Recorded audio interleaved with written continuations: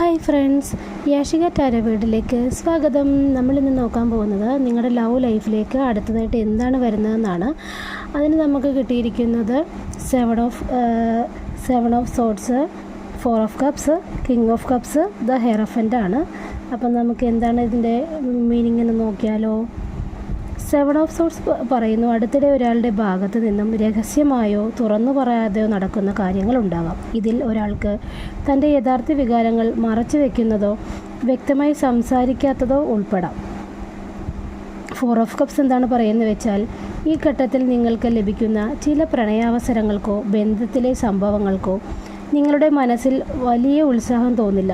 ഒരുപക്ഷെ നിങ്ങൾക്ക് ബോറടിക്കുന്നതോ ഇമോഷണലായി ഡിസ്കണക്റ്റ് ആയിരിക്കുന്നതോ ആയി തോന്നാം.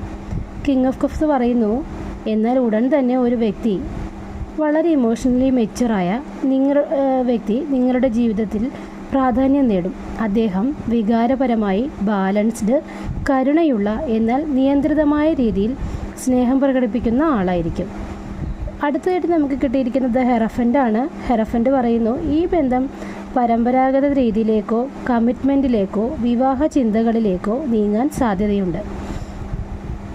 ചിലപ്പോൾ കുടുംബത്തിൻ്റെ സമ്മതമോ സമൂഹത്തിൻ്റെ അംഗീകാരമോ പ്രാധാന്യമാകും.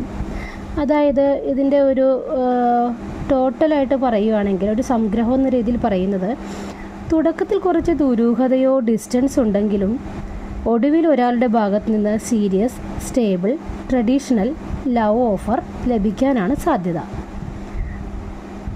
ആദ്യമേ ഒരു നിഗൂഢമായിട്ടുള്ളൊരിതൊക്കെ കാണിക്കുമെങ്കിലും പക്ഷേ പിന്നീടത് സ്ട്രോങ് ആയിട്ടുള്ള ഒരു കമ്മിറ്റ്മെൻറ്റോ ഒരു മാരേജിലേക്ക് എത്തുന്നുള്ളൊരു പ്രൊപ്പോസലോ ആയിട്ട് നിങ്ങൾക്ക് കിട്ടുമെന്നാണ് നിങ്ങളുടെ ലവ് ലൈഫിൽ കാണാൻ കഴിയുന്നത്. അതായത് പുതിയതായിട്ടുള്ള ഒരാൾ, ഇമോഷണൽ ബാലൻസ്ഡ് ആയിട്ടുള്ള ഒരാളായിരിക്കും നിങ്ങൾക്ക് നിങ്ങളുടെ ലൈഫിലോട്ട് വരുന്നതെന്നാണ് പറയുന്നത്. അപ്പോൾ ഇതാണ് ഇന്നത്തെ എൻ്റെ റീഡിങ്. എൻ്റെ റീഡിങ് ഇഷ്ടമായിട്ടുണ്ടെങ്കിൽ എൻ്റെ ചാനൽ സബ്സ്ക്രൈബ് ചെയ്യുക, ലൈക്ക് ചെയ്യുക, ഷെയർ ചെയ്യുക. താങ്ക്